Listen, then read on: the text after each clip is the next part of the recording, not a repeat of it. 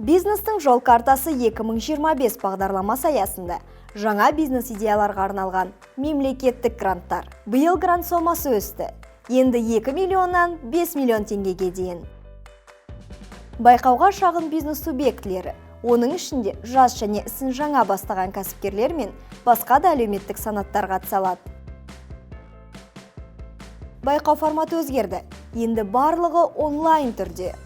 Байқау шарттары мен құжат тізімін astana.gov.kz пен eur.astana.kz сайттарында таба аласыз.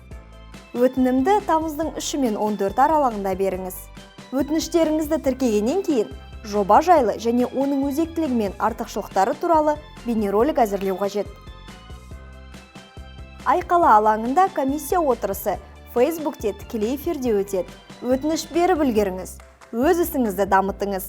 Қосымша ақпарат Нұр Сұлтан қаласының инвестициялар және кәсіпкерлікті дамыту басқармасының телефондары арқылы ала аласыздар.